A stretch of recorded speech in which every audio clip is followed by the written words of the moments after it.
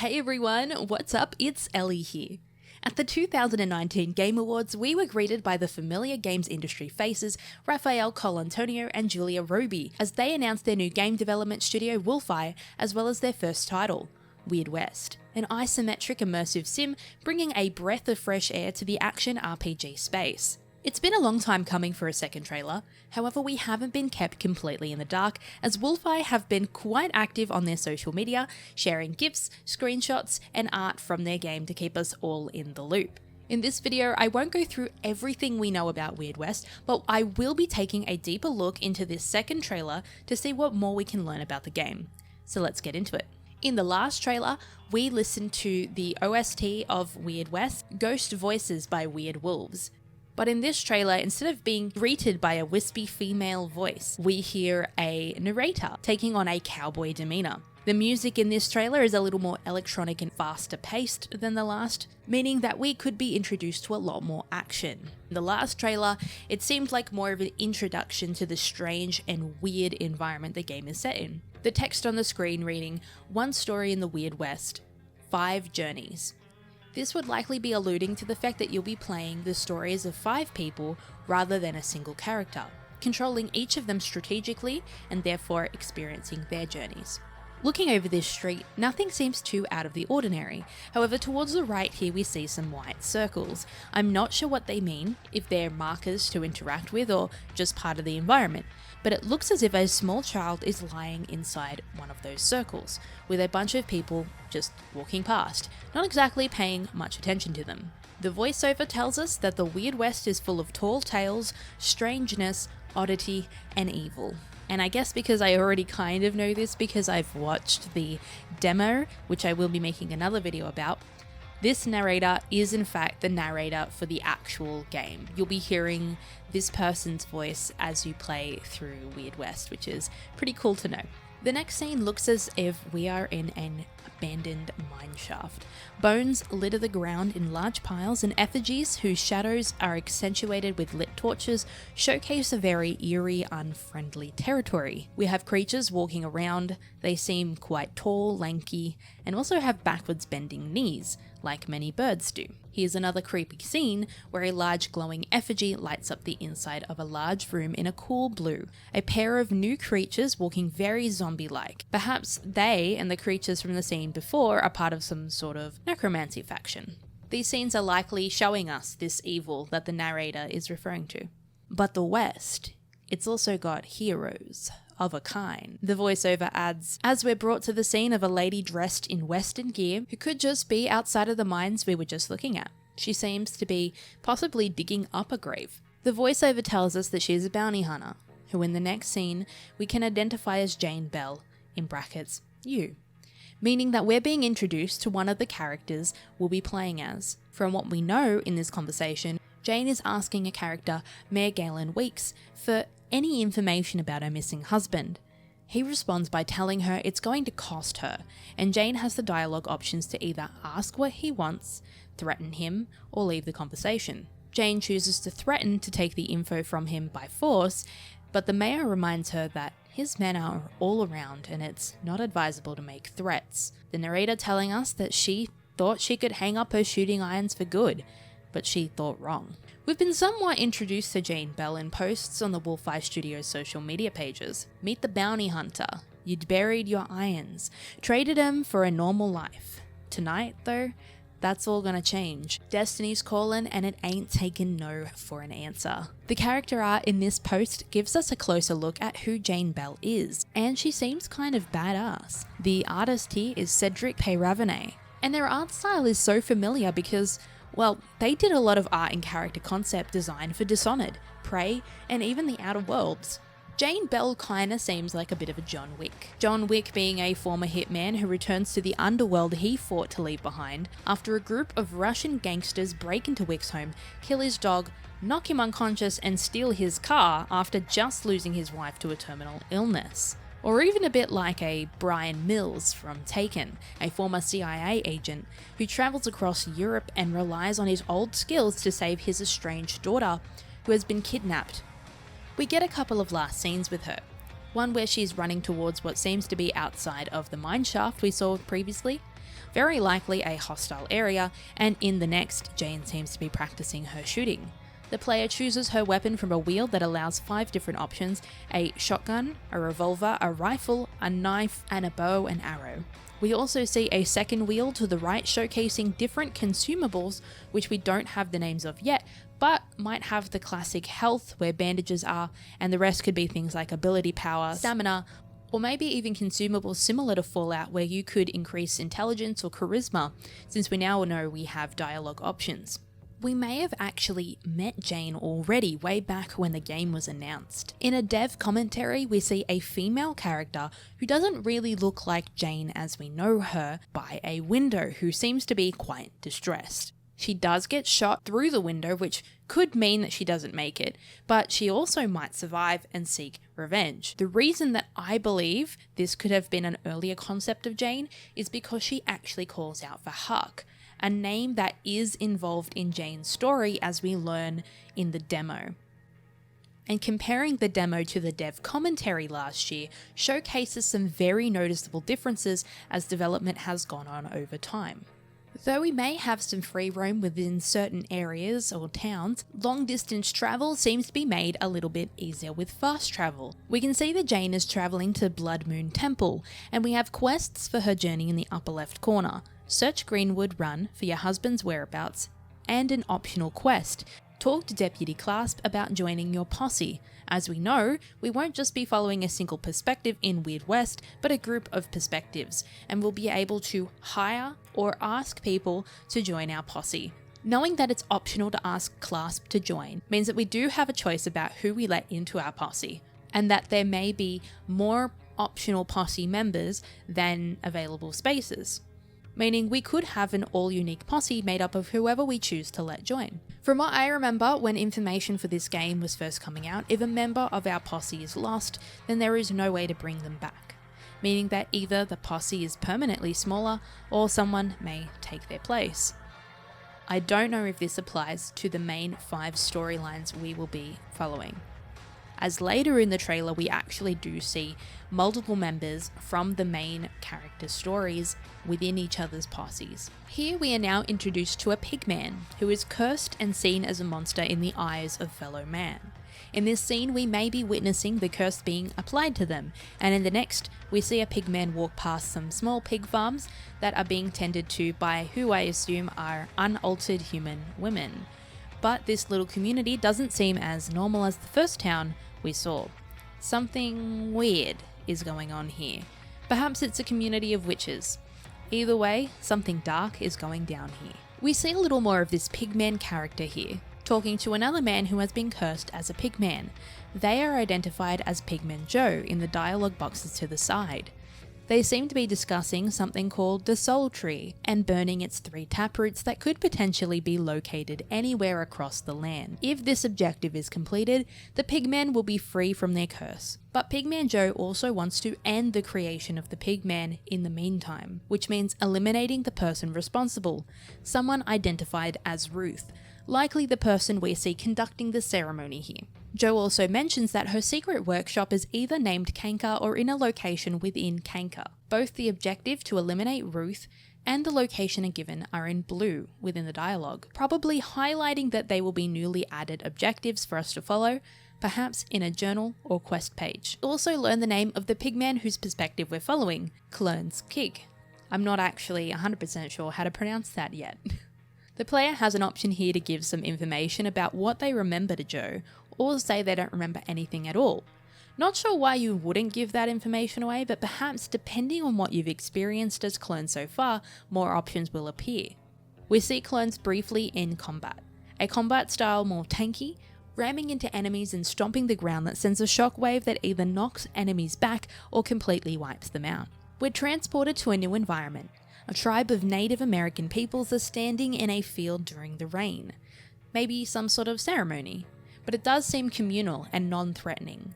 I believe we're being introduced to another protagonist here, someone whose weapons of choice seem to be a bow and arrow, which was one of the weapon wheel options from earlier. We do get some more dialogue that once again introduces us to the character as Across Waters, and another character named Marianne Wilson. A crosswater seems to be getting hired for perhaps a side quest and is given the objective to track a lost group of men attempting to find some bracelets from the southwest corner of the camp. An addition to the posse is offered, likely a temporary one as they are the second in command of this particular faction. Across Water's dialogue options consist of Olividado's Lost Gold Mine, her views on the Lost Fire Nation, and All for Now to exit the conversation. I'm not sure what this camp may be. The building we're in is a simple barracks-like room, not a lot going on. The outside seems to have some ground level metal grates leading to a lower level underground. These could be potential prisons or cells. A new location, Vulture Mining Co., is also shown in the next scene. Across Waters is knocked back in front of the mine's entrance by a flying wraith-like enemy, using an ability that seems to make lightning strike on command. Someone who seems more human, standing by, does nothing but watch. Perhaps they are within the same faction or have actually summoned the wraith. A cowboy who transforms into a lichen and runs off. This person literally transforms in the middle of daylight to a werewolf and none of the people around them seem to be fazed. Cut to them in the wilderness, cooking raw materials in a cooking pot to make edible food that reclaims health points. And again to them standing on a platform with another two characters and a large group of lichens behind them. The voiceover describes them as cowboys drunk on the moon and trapped in a war in the heart of the West. Cleric Franciscus, I believe, is the one in red. Desiderio Rios, again, I'm sorry for butchering names, shortened to Desi, is the playable character and is the person that we just saw transform into a werewolf. The cleric seems to be discussing a prophecy. It seems like they may have been addressing the werewolf crowd before turning to Desi and asking if they'd like to say a word. Our options here are to give a speech of fire and brimstone, which is an expression referring to God's wrath, which could mean choosing a more chaotic path. Or Desi could speak about finding peace, potentially indicating a more conflict-free approach. Lastly, Desi can be silent and impartial. Perhaps previous decisions would determine what the future holds for this faction. Some combat from this character shows them in their lichen form, leaping and instantly killing a nameless foe, but the blow reveals the second person's name, Irene Darningseed. They seem to be low health. We jump to a new location with new enemies. What looks to be a small abandoned town, overrun by perhaps some sort of gory plague, potentially reducing its inhabitants that couldn't retreat to slow, vile, zombie-like beings. Strange formations on the ground and on structures look a little like wasp nests and even remind me of a mix between the Weepers from Dishonored and the Nest Keepers from Dishonored 2. Desi jumps back into his human form with an electric burst, meaning that the transformation may be temporary and on a cooldown. At first I thought this scene featured someone who is working for Ruth, perhaps creating some sort of concoction to aid the transformation process for the pigmen, especially with the pig ear on the right here. But the fact that we're being given options to interact with things must mean that we are in fact viewing the final introduced playable character in this game. I'm not sure exactly what they might be doing. Perhaps they are aiding the pigman in some way. The brief shot of a group of hooded individuals flashes onto the screen. A bright glow obscures the group, but among them seems to be a younger character based on not only their hairstyle, but also their height in comparison to the rest. It's got future seers set to change what's coming before the sun sets, the narrator says. So perhaps this individual is from a different faction, one that is perhaps more spiritual, signified by their shaved heads.